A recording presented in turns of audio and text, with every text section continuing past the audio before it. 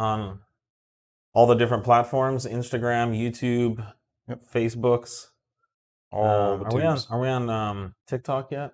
Oh man, No. I don't know. If We we can only want to go give to away all TikTok. of our secrets to Yeah, them. no, that'd be amazing though.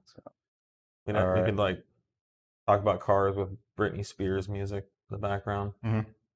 Like what, 10 seconds at a time or whatever it is? Yeah. You don't want it to be too long. No. Lose people's attention. Yep.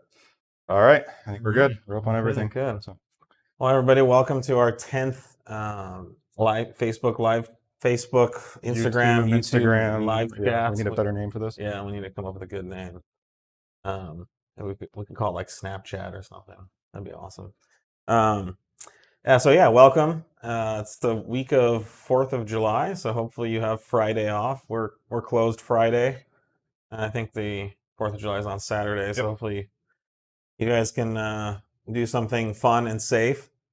But crazy times still. But we're still really busy here at 034. We're shipping record number of orders every day and working really hard to keep up with all the demand for 034 Motorsport products.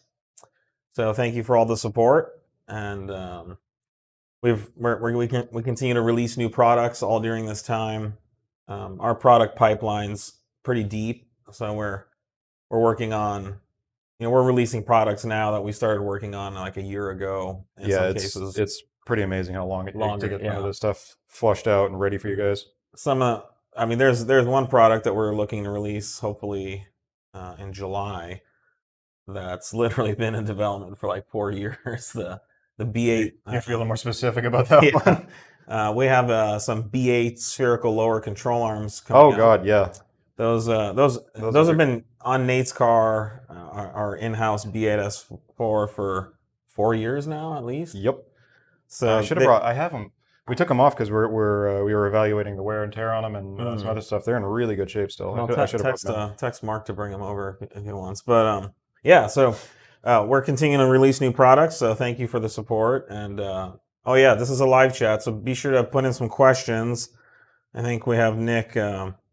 Nick's off site, so I'm going to be a little busier today. But definitely keep the questions coming in. We're here to talk about anything car related, anything certainly 034 Motorsport related. Feel free to ask about anything, frankly. Nate and I have been working together since 2005. Actually, even since before then, we dated. We online stalked each other for a while. Yeah. And I've been in the industry since the 90s. I've been involved in racing, starting and growing 034 Motorsport. I've been around, and so has Nate. So, anyways, ask us anything. You need some dating advice. Not that you're probably doing a lot of dating right now, but I love talking about relationships. So, anything you guys want to talk about. So we have, and then we have some interesting 034 stuff we want to talk about. And I guess we can kind of sprinkle those in. Let's start with this one. So that's a good one. So something that we're really proud of is the 034 Motorsport Dynamic Plus sway bars. All come with billet aluminum brackets, and our billet aluminum brackets feature Zerk fittings, which allows the poly bushings for the sway bars to be lubed.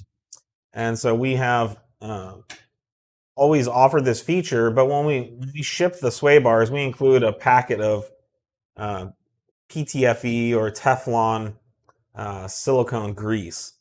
And we've never really offered a way for the customers to use the Zerk fittings. We've always left that up to the customers to do on their own. So starting hopefully in the next week or two, we will update our site with the proper Teflon silicone lubricant that we it's the only grease that we recommend to run with our sway bar bushings. You can try other types of grease. We cannot guarantee how good or bad that will go. And we will also be offering a little Zerk gun as well. So anyways, that's coming up soon to support our customers who buy and use our Dynamic Plus sway bars, which is is one of our most popular products. Most days I go out into shipping towards the end of the day, and every day there's just sway bar boxes stacked to the ceiling shipping out. So very popular product. We recently reformulated the poly bushings Mhm. in those about 6 months ago to address longer term reliability issues with the bushings breaking down. And so we believe we've solved that issue. We're working with a leading sway bar engineering company, sway bar bushing engineering and manufacturing company, and they helped us really hone in on the right formulation for hopefully pretty much lifetime. Yeah. Um, Yeah. Our other bushings were failing sometimes in a year, and that was unacceptable. Yeah, it really depended on environment, how they were being used, Yeah. and some material contact. Yeah, and some of the applications were worse than others based on the heat or chemicals that Mhm. was present. Yep. But if you or anyone you know has ever had a problem with a sway bar bushing on one of our sway bars, please email contact@034motorsport, and we will be happy to warranty and send you out new bushings. We wouldn't expect anyone to live or accept that. So No. we have sent out replacements, quite a few, and heck, we're willing to talk about it openly because, frankly, the bushings we had before just weren't good enough. So, but we feel confident the bushings we have now are what are what the product requires and what you require as a customer. All right, wow, a lot of questions pouring in. Yeah, So they're let's get coming in. started. This is awesome. Apparently, the 10th chat's the charm. All right. We're finally getting the swing of it. So here's a quick one for C7 pre-facelift S6, which is a 4.0T. Is there any other weak point on the 4.0T besides the oil screen failing? Well, the oil screen, I think, is the number one issue with the 4.0T that I've heard about. Now, Yeah. I won't claim to be a 4.0T expert.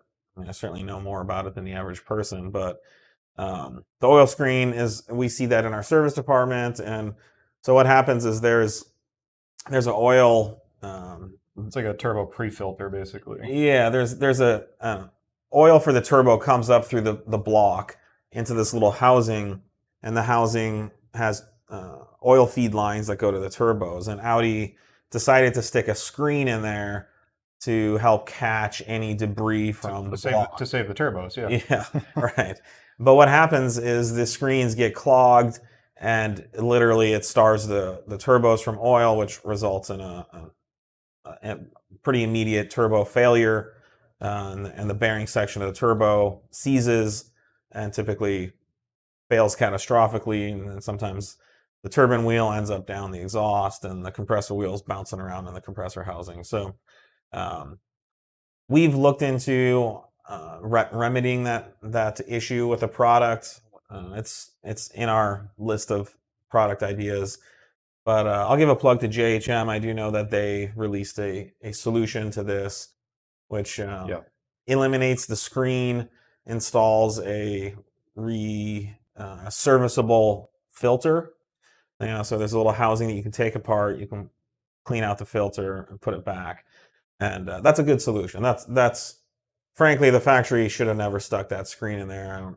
I don't know why they don't do that on any other application. The 27T never had one. Yeah, you can if you want to. If you're curious, you can search the internets for it, and there's a lot of pictures of guys holding up the screen to the light, and it's just, you can see like a pinhole through it that's left. But as far as other issues, I don't.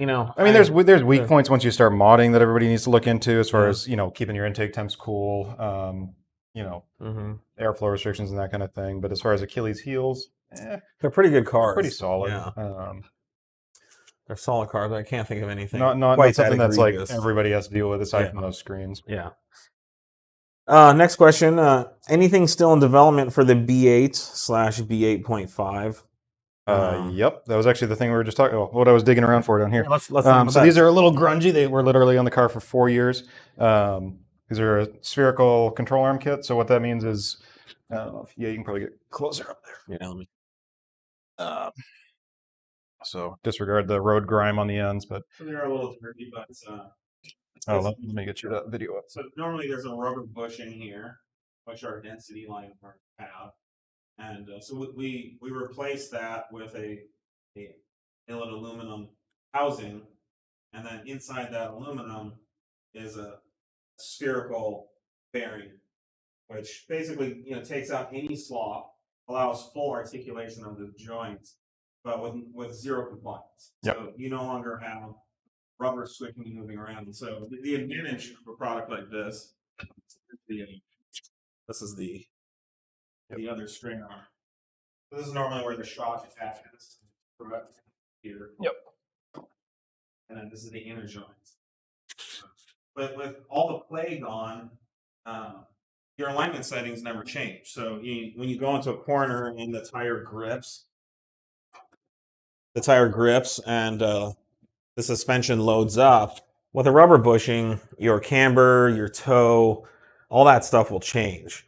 But with a fully spherical setup like this, nothing changes. Yep. None of the suspension components, comply to a different alignment setting. Yeah. So you can give it the Shazzy tire kick if you want to see what your stock stuff does. I'm well known for kicking the tire as hard as I can, and if you kick it with the stock suspension, even with our density line control arms, there's going to be some movement. So you'll see the tire bounce. With the sphericals, you'll break your toe. You got to be careful. Yeah, it's pretty solid. And then we've got stuff like this. This is basically a high durometer or a high density foam or rubber that goes in on the inner joint. That keeps the arm, the big arm right here, from sagging. So, because when this is in the car, it's going to sit, and the weight of the arm is going to want to make it do this with the spherical because there's no rubber keeping it vertical. So we put these in to keep everything lined up in the arm where it needs to be. Yeah, and so these probably have what 60,000 miles, 70,000 miles on them, and I can feel some play in the sphericals. So typically with a product like this, you're probably going to want to refresh the sphericals, every 20,000 miles or every 30, 40,000 miles. But these just came out of Nate's car, and did you have no, any the issues? only time I could hear that they were even there is if you hit like the lane divider reflectors. They would clap. Just hear a it, little tuck, tuck, bit. tuck, tuck, tuck. Yeah. But I mean that's Pretty much expected on any spherical. If you had even new. If you had in the spherical, the hind parts aren't that expensive. No. It's pretty cheap to And, rebuild them. Yeah. If you had rebuilt them like even once, you'd be fine. That'd be fine. And then one of the reasons we haven't yet released this is we're not actually pressing these in. So it's one of the tricks to get our bearing tolerances where we need them. We actually take these arms and we thread and machine each arm before the bearing housings go in, because we found the factory tolerances are totally fine for the rubber bushings. They weren't close enough or tight enough across all of the arms. Because the rubber bushing is kind of squishing. Yeah, you can do. I think it's like a 1/2 mil to 1 millimeter press fit on those. Yeah. And we weren't getting the bearing life out of it that we wanted because it was either too tight or too loose of a fit. So because you have to take into account that entire aluminum housing, even though it seems solid, does compress. Yeah, and once it compresses, then it changes the bearing tolerances. Yeah. So any other products? We have our intake 3.0T. Yeah, we have an intake coming out. We have the throttle body upgrade coming out. Yeah, so we have a high flow cast aluminum throttle body housing. Yep.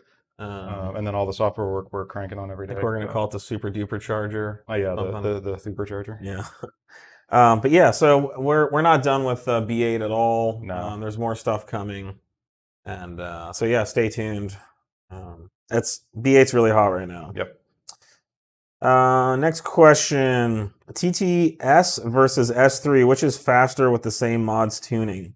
TTS. And the TTS is just lighter, right? It's like 300 it's lighter, pounds it's lighter. wider, it's lower. Yeah. It's kind of got it's more of a performance chassis to start with. Yeah, if you want to go faster around a track and certainly faster in a straight line, just the lower weights, the TTS, which uses what the TTRS uses most of the TTS body parts, is virtually almost all aluminum now. So there's still some steel, I think, but it's bonded to aluminum. All the body panels are aluminum. Yep. So unlike the S3 or the RS3, which has all steel construction, I think maybe the hood might be aluminum, but in the TTS, the TTRS, they are just lighter. The track is wider. I think they have a shorter wheelbase. So those are all good things for performance, generally speaking. And you definitely notice it around a racetrack. You can put more tire under a TTS. So you'll also be much better at cutting hair if you get the TT. So it's up to you. But the S3 RS3 is much more popular. Is is a pretty good skill right now with all the lockdown Yeah, stuff. yeah, that's true. If you can, The haircutting. if you can do it, because I could really use a haircut right now. Um, the Most people prefer the sedan version because it's just more practical. There's actually a back seat that you can use, Yep. and it's more sedan-y. It's less Although you can fit a lot of stuff in the back of a TT, as long as You you're not can. carrying people. If you Well, want you to could haul fit stuff kids. or Kids, little humans, they're fine. any kid that's out of a car seat, definitely TT. Just out It's of a car made seat, for yeah. that. So, any tuning in the works for the B9 S cars? Yep. Yeah, absolutely. We are working on it. And when we'll release it again. I think last week we discussed we're rarely trying to be the first to market. We would like to be the best on the market. hmm So definitely something we're working on. We don't have a release date. We have a B9 S4 in house. We also have an SQ5 Oh, yeah. B9 in Yep. Yep. Nick has one as well. So yeah, definitely coming. I think we've put a lot of priority into B8 3.0T tuning up till current, and Yeah. I think we're reaching a point where we feel once we release the next round of updates We're going to be in a and really good spot with features, it, we yeah. feel like we'll be in a great spot as far as anyone else on the market having such a complete option. We will likely move on and spend more time on B9. So stay tuned. It's definitely coming. Yeah, and there's been some other hurdles with the V9. It's such a new platform for Audi, and from the ECU side as well. So usually I'm pretty stubborn about needing more data than what you can usually get out of like VCDS or Otis or any of the normal logging tools out there. So there's been some time just in getting the ECUs set up, how we need them to get the data out of them we need while we're doing the calibrations. Once you have the right data, then it goes a lot faster and everything. Easier, yeah, everything more accurate. Yeah, exactly. It's instead of just working with within these constrained data sets that are just there for diagnostic purposes more than anything. Once we open up that full visibility into the ECU, things really start moving a lot quicker. And then we also are in the process of releasing our tuning box for the B9 3.0T. Yeah. So we'll have a hardware. If you're interested solution in that, as well. contact us. Yep. That's something we need to bring up. I know.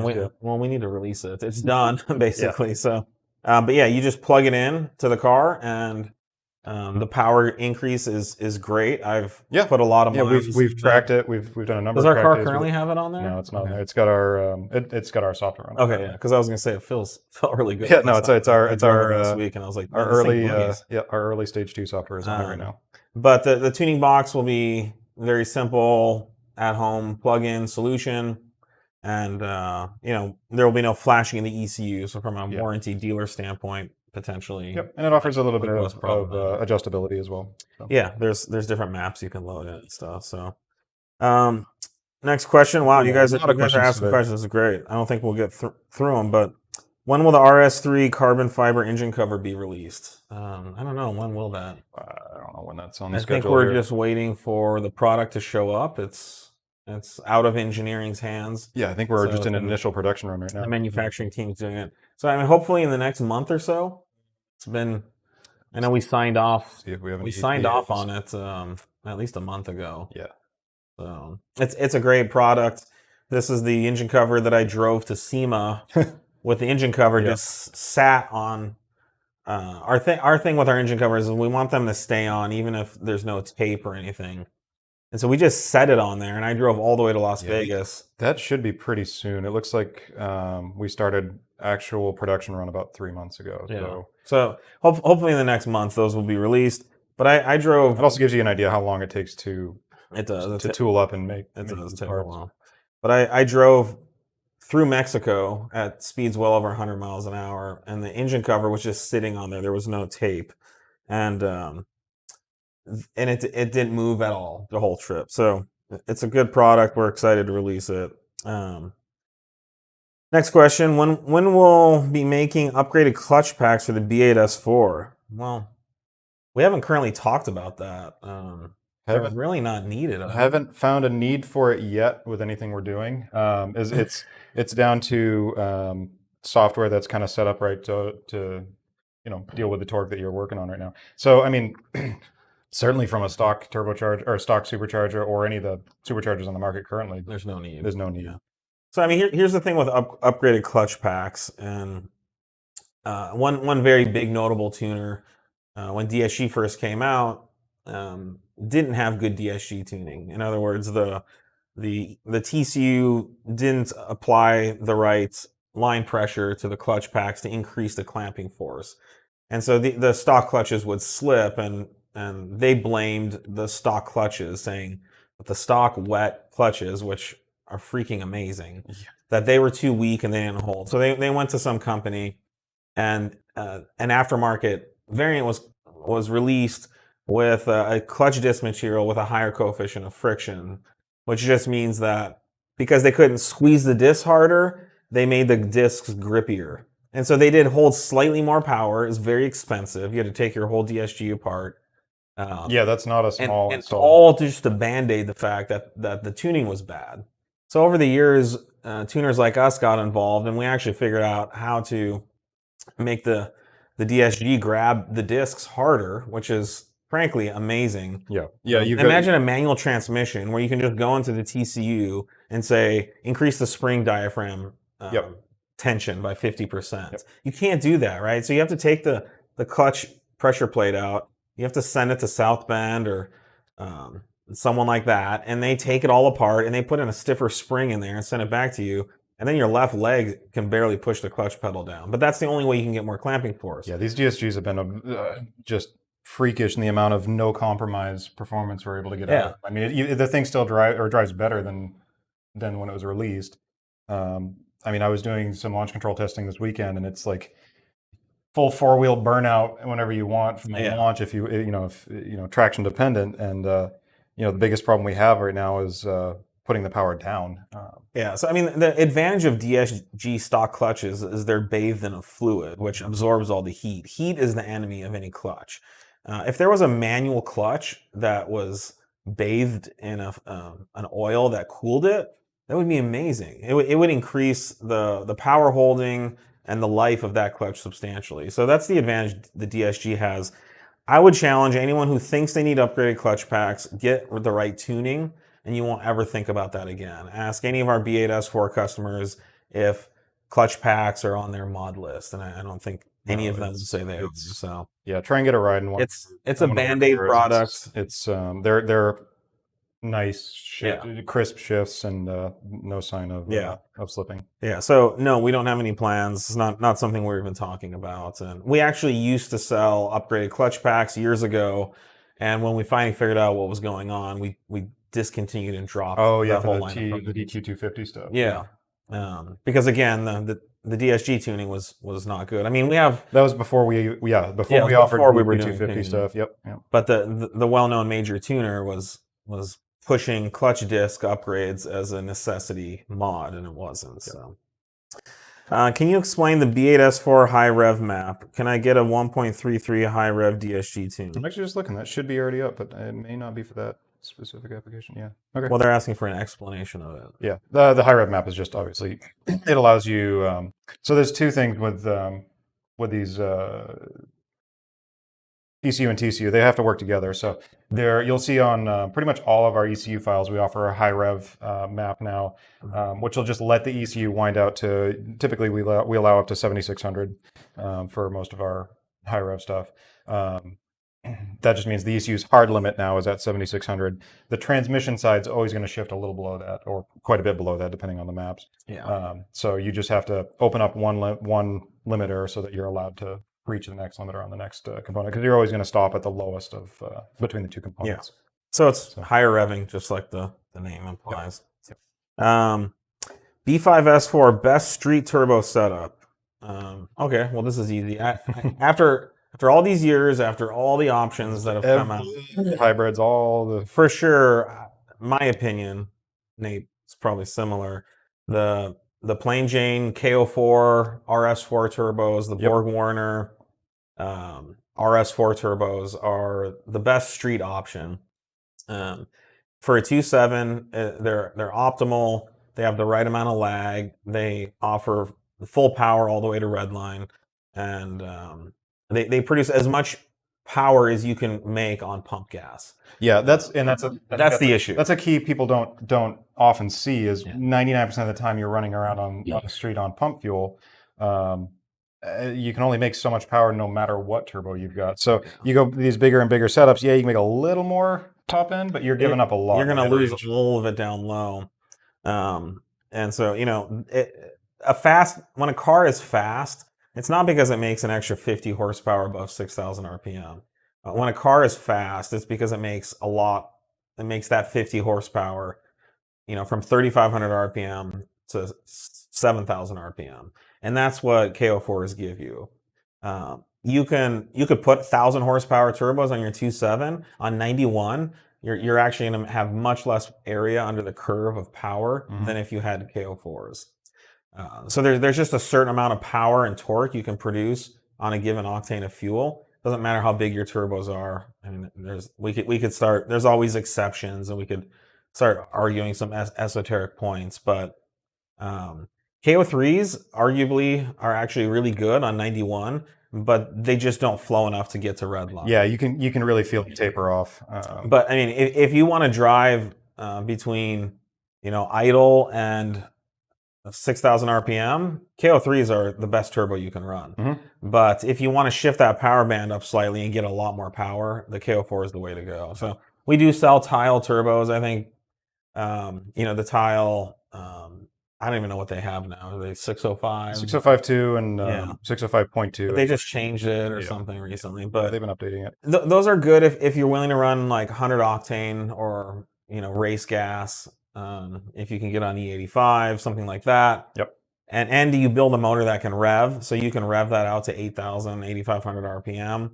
Then you can use that power band shifted higher, but don't expect to do anything at 3,000 RPM. I mean, the car will just. It comes back to the pick your compromises. Yeah, there's always compromises. It's the name of the game. It's you're going to give up something to get something. Yeah. So, anyways, sorry for the unexciting answer. There's hybrid stuff out there. I'm just wary. We don't sell that stuff in our service departments. It's all coming out of China, and the quality control. It's hard to. be good enough. Not to say that you can't get a setup out of China that's good. We know a lot of people run that stuff. It's just you got to be really careful about how it's put together and how it's built. If we have to sell a customer something and install it and not be willing to drop the motor, 2 or 3 times to get it right, then that's not something we can do. So if you want to take that chance on your own, there are some decent hybrid options, but they're all from overseas. We stick with the KO4 stuff, and it's awesome. So that's what we've always run. And we've tried everything. We've messed with everything out there on the 2.7. Here's the next question. How much does an upgraded N-Link change the performance of your upgraded sway bar? Well, there's a couple reasons you would want to change the N-Link. Yeah, it depends on your car. If you've got a B7 or B6. B6 or B7, you literally have to. You'll put our bar in and just snap the spring. And we see it on MQBs a lot too. The factory N-Link will just break. It's just not strong enough. They're thin metal. In some cases, they're plastic, and they just won't hold up. So that's, I'd say, the main reason we offer upgraded N-Links is because they're just stronger. And when you're increasing the tension of your bar by up to 1,000%, in some cases, some of our bars do, then you need a much stronger N-Link. There are some advantages.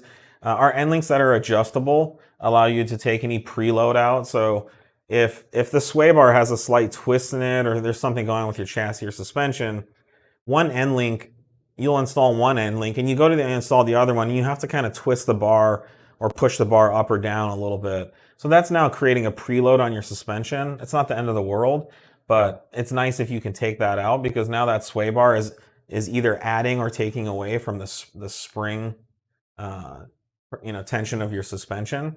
And so you can, by changing the lengths of the N-Links, you can adjust for those variances in the chassis. That's a nice thing to be able to do. And in some cases, the factory N-Links have rubber in them. So that rubber compresses, it has compliance. And when your sway bar is twisting and your suspension is exerting force on the sway bar, you want the sway bar to be able to counteract that force in as direct a manner as possible. and when the rubber compresses, the sway bar is not doing as much. So Yep. our Yeah, so you've got this extra little spring inside the sway bar essentially. It's just got this compliance moving around on both ends. So it's four little springs basically, or at least two. yeah, imagine you're you're trying to move something and there's a handle attached to it, and every time you pull or push on that, a rubber bushing compresses. So it's like running in sand. Your energy is not being directly transferred. So virtually all of the end links we sell will have zero compliance. They will eliminate any kind of movement or compression or tension at all when the sway bar acts on that end link. Yep. All right, let's see. Can we see the new B8 intake? Yes. Is that no? It's in my S4 right now. Okay, so tell you what, whoever asked this, we will do a post on our social media. Yep. Like today or tomorrow, maybe Nick can do that tomorrow, and we will get it out there so that you guys can see it. We're very close to releasing it. Yep. We're just finishing up the manufacturing on it. That's another product that's been in development for like 4 years. Well, yeah, and that's kind of full circle, right? Yeah, but that's a lot of time. We might work on a version of a product for a year or two and then scrap it and go in a completely different direction because it's that was a clean sheet. Yeah, so we lost some time and productivity on that one, but it was better than releasing the wrong product. Hey guys, B8S4, when do you guys think you'll be releasing the launch control for the 6-speed? As soon as I can. I am cranking on it daily. So it's obviously I've got it fully working and set up on our in-house B8. As it is right now, it should work on all the B8s. The B8.5 is what I'm getting set up right now. And I'm just now kind of optimizing how I'm doing the software between the two to make it as easily cross-compatible as possible. Soon. So yeah, it's literally like what I'm working on right now. So we're working on it. We want to release it as quickly as possible. So if you're waiting for this, I would suggest chill out, watch some movies, learn how to cook a new dish. If you have a girlfriend or a boyfriend, spend some time with them. Maybe do some landscaping, gardening. It's a little late to start a garden, and by the time you do any of those things, we will have it released, and then you'll just be like, I wasn't even thinking about this, and here this awesome new thing just occurred. So, but we are going to get to it, and we're getting to it. We're going to release it. It'll just be a little longer because we have to go through all the engineering processes and the due diligence to get it right. Here's a question from earlier. How can I tell if I have the older sway bar bushing or new?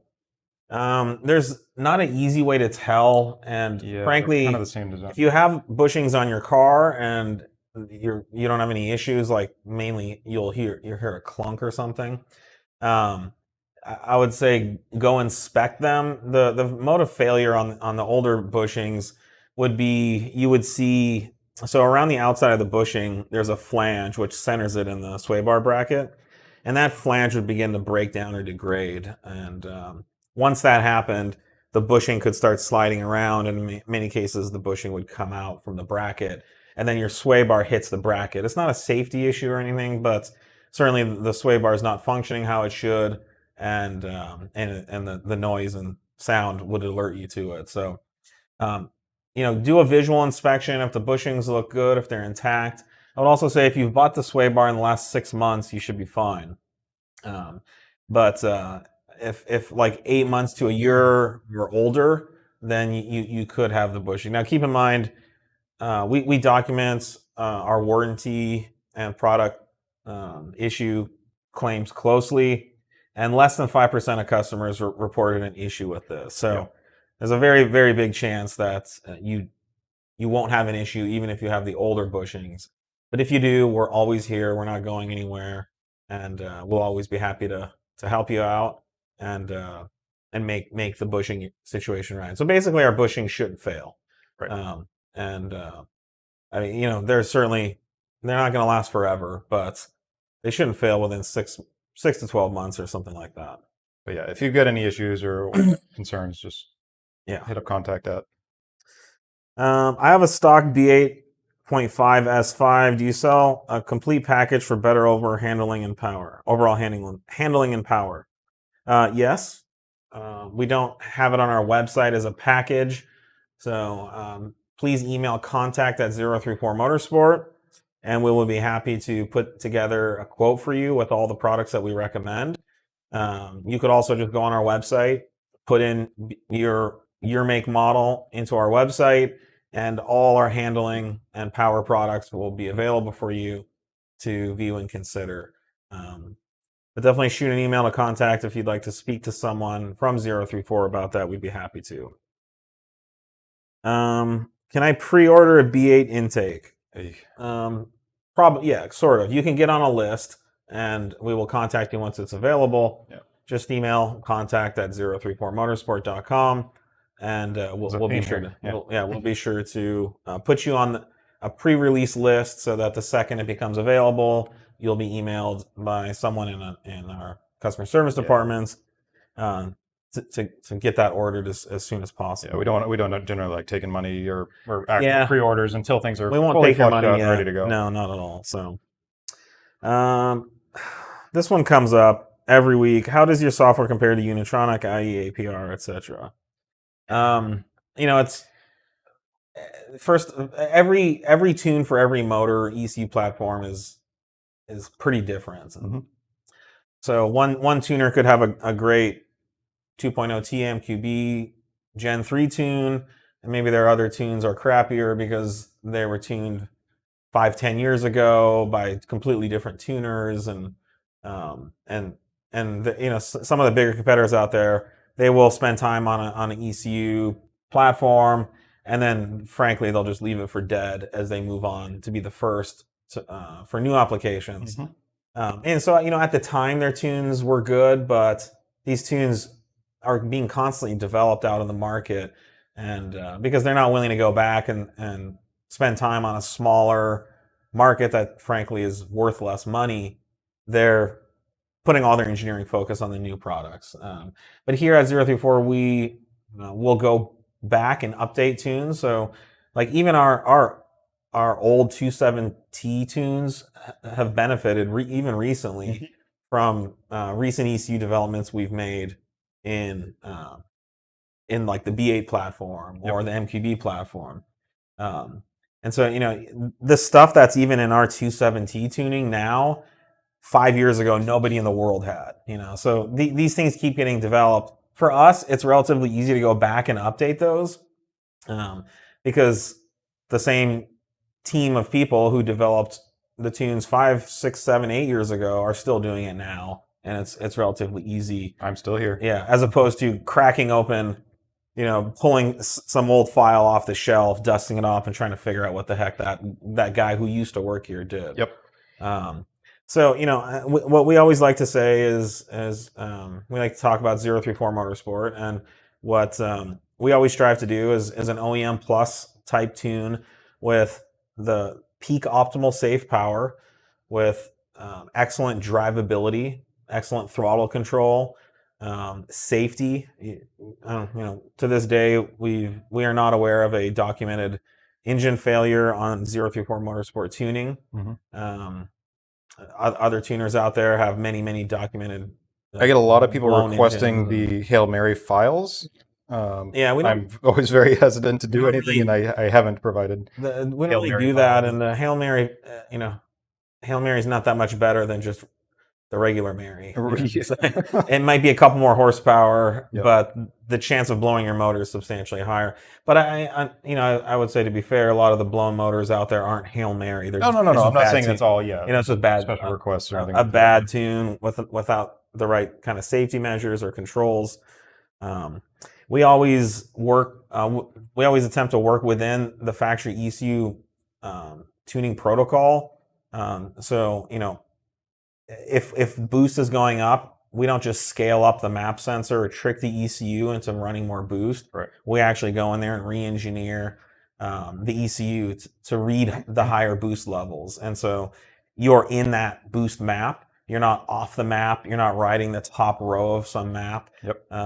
And it's the way the factory would do it if they turn the boost up, 50 Yeah, if or they had 100%. any reason to go over like Yeah. 23, 24 psi and anything. Yeah. So there's a lot of ways to scale and trick the ECU into doing things you want it to do.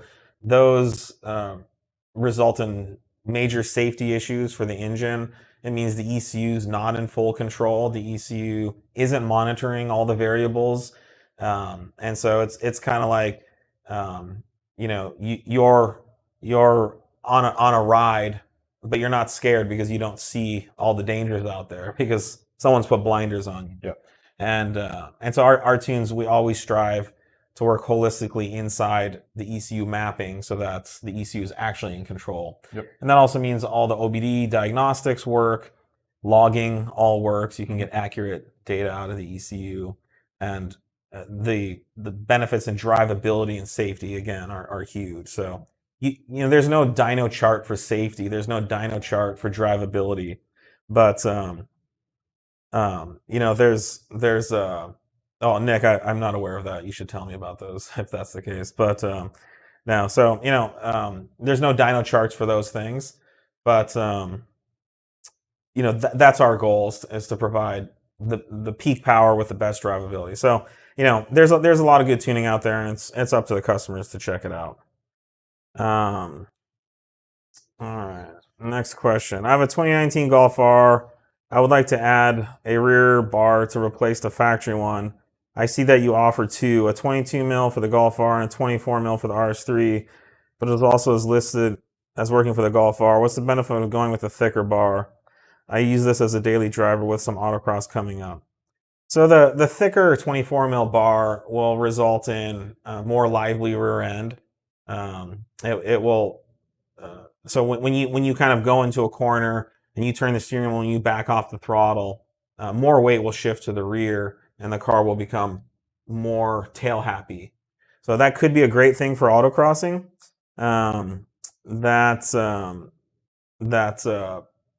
It will result in a more lively rear dynamic. So less push, more oversteer. Yep. So if that's something you're looking for the average street driver, we would not recommend that because the chance of spinning the car goes up slightly, and the car can become a little bit harder to handle. Yeah. It's always safer when a car pushes. Yeah, and they're different because of the different factory rates and whatnot that the two cars came with. So we're working with optimizing the setup for the majority of the cars out there. So the RS3 has stiffer springs, Yeah. so it can use a stiffer rear bar without the same handling dynamic that you would get by putting that stiffer rear bar with softer. Right. So the stiffer the bar you run with the softer spring, you're going to get more effect from that bar. The body's trying to roll, the bar is doing more work to keep it from rolling. So so you gotta not to say it won't work, and we haven't run big bars on softer sprung cars. It's just that's what you end up with. So I mean, generally, follow our recommendations on the site for the average person. But autocrossing is a unique application. If you're trying to dial it in for your setup and you know what you want, it's right there for you. Yeah. Is there any 034 Motorsport solution to avoid bump steer on lowered Audi coupe? I stuck that one in there. Yes.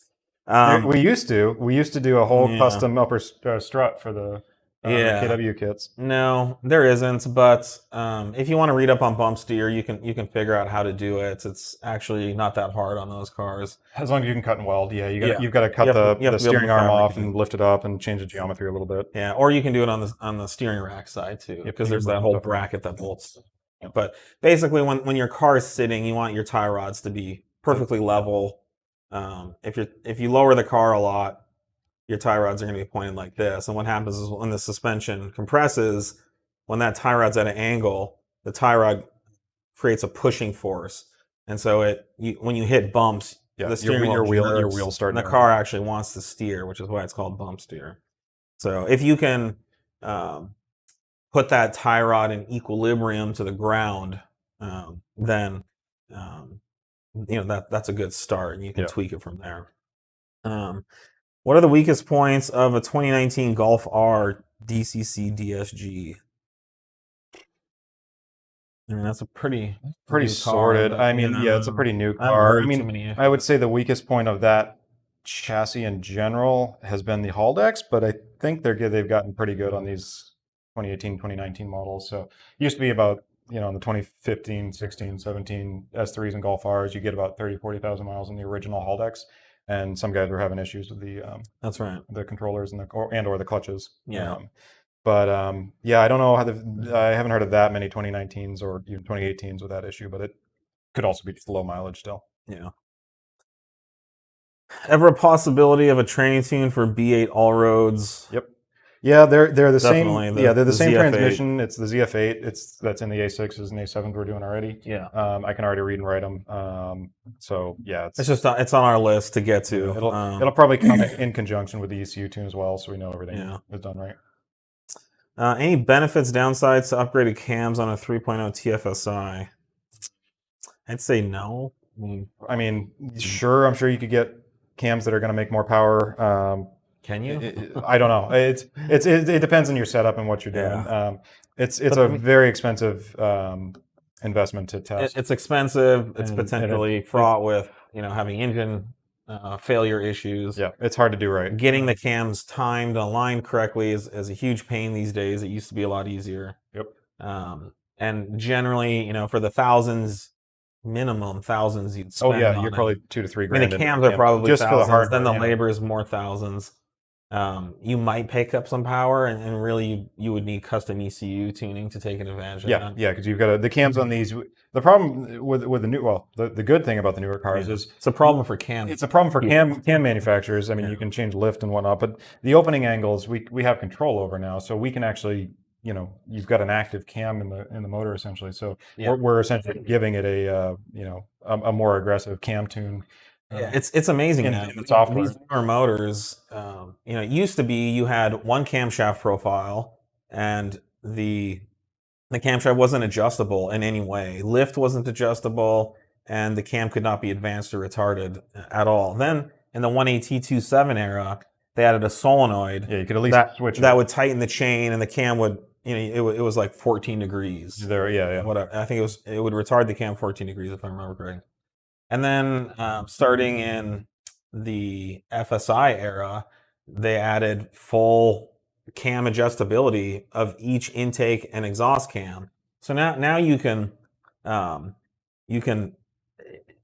electronically create any kind of performance cam profile you want just in the software. Then on top of it, there's valve lift now, so you can even open the valves more. Yeah, so you've got adjustable cams on 2 different lift profiles on these cams, so depending on the motor. I just haven't seen. I don't even know if anyone offers the cams, but if they do, I haven't really seen the benefit. So, yeah, I've had zero. I would be to tune an aftermarket cam. I would be very wary on a street performance setup. It's possible on a very specific racing engine, or again, an engine for very specific applications, there could be benefits, but it would require a lot of development, engineering, and tuning. Yep. So yeah, that's just not a place to focus, unfortunately. The reason older cars benefited so much is because there wasn't any active control of the camshafts. Like, you were literally stuck with a really crappy OEM street option, and the only way to get more lift or to optimize the advance or retard of the cam was to change it out with something else. But those days are long gone. It's just like clutches. It used to be, if you wanted to hold more power with your transmission, you had to upgrade the clutch. Now you just get a DSG tune, and the TCU does all the hard work for you. 2008 R32. What does your DSG tune consist of? Are you familiar with? I mean, it's similar to most of the other MQB DQ250s. Yeah. I mean, we run up clutch pressures, give a little better holding capacity. The R32 is not exactly stressing the clutches in a DQ250 in its normal form, so there's plenty of headroom in that transmission. But yeah, we changed the shift points. Max RPMs changed. We get rid of the kickdown in manual mode. So when you selecting a gear, no matter where your throttle position is, it's not going to downshift on you and grab another gear. The shift speeds are increased. I think it's about 30 to 40% faster than stock on most of the mapping. So yeah, bunch of overall tweaks. The launch control is a little more. It's going to engage faster at a little higher RPM. Yep. Yeah, so it's a great tune. Feel free to shoot us an email if you want to chat any more about it. Do we take internships from Europe?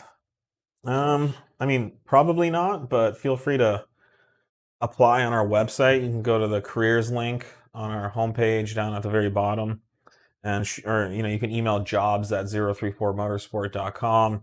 We're always happy to chat, but the only thing I could think of would be possibly like a social media internship. Possibly. Yeah, I mean, engineering would be tough. Anything It's really tough if something like that. it's offsite. But we're always happy to chat. So, is there a beta tester list for the 034 upgraded throttle body? Assuming for the 3.0T. Yeah. Not really. Do we I really don't think need that? we've got so many Yeah. calibrations out there now. We have a lot of really good beta testers Yeah, I I'm mean, working with. right. We've got a ton of cars out there running big throttle body stuff right now. So literally, we're developing our own cast plenum adapter essentially. So Yeah. shouldn't need too much. But if you're interested in the product, email contact@034 Motorsport to get on the list. We could certainly get you on an early pre-release list. That's definitely something we would consider. Yep. At which point do you upgrade the low pressure fuel pump on a B8 S4? B8.5, I think it says. It depends on the car. Yeah. The B8 and the B8.5 got a little different pump. We can tell you with data. We don't like just making blanket statements. Some of the guys have no problem at all. Others have what appears to be fairly weak pump from the factory. So we can tell you with some logs and just a quick look at how the car is running. Yeah. So we don't like just throwing parts in that you don't need. Yeah, I mean it's pretty rare. I haven't heard about a lot of fuel pump upgrade. But they go to like the all road pump or there's OEM pumps they're bumping up to. Do our tunes cater to European or domestic market cars? Well, I would definitely say our tunes are first and foremost for domestic U.S. market, North American market cars. Yeah. However, we got in many cases there's no difference. Yeah, we're fortunate these days. A lot of these ECUs are much more of a world style of software. So there's some differences here and there. Usually it's on emissions or test, OBD test stuff. The actual performance and power curves are pretty similar. And as long as you're running the octane fuel that we're rated for, it's usually pretty solid. There's some weird stuff like Brazil gets their own power curve on like the Daza motors, because of the fueling and whatnot that's available down there. So there's some weird esoteric stuff. But again, if you're running the supported fuel, the supported hardware we've got, then no, we can pretty much cover it. Yeah. So I mean, if the product, if the tune's not compatible for a European market, then that's something we would talk to you about or discuss. Yeah, we're obviously focused primarily on the motor combos that we see. Obviously, it's the we can offer the best support and the best product for that. And in many cases, we have no idea what the European market. Yeah, you've got such a different suite of products than what we get here. So we're starting to run low on time, but I want to talk about a new product that we just released last week, and it's actually a 18T. There's also a 27T product as well. So this is our coil hold down product. I'm just going to open it here, but the central part of this product is a hold down bracket, which also doubles as a heat sink. So, what we like about this version of the coil hold down product as opposed to other stuff on the market is our bracket actually uses spring pressure to hold the coils down. So it's a compliant mounting system. And so this plate goes on top of the coils, and there would be 4 coils, one for each segment here. And then we include standoffs, hardware, and springs. And so when you tighten all the hardware down, this plate is forced down onto the coils with spring pressure.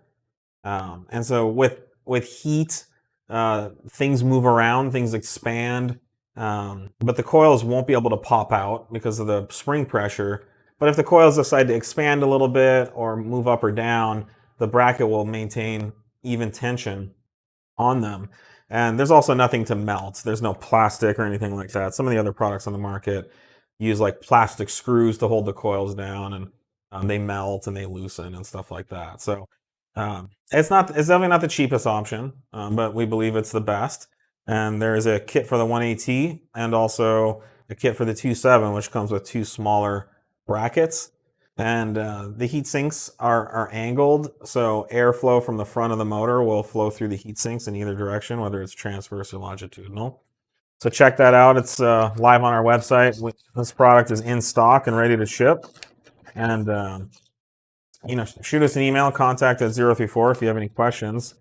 But we'd love to see this product get out there. We think it's a great solution for holding down the push-in FSI style coils on all 1AT and 2.7T motors. We also sell, the harness adapters and everything else that you need to make that kit work. So, all right, we're getting 5 minutes. 5 minutes. Yeah. Let's see. What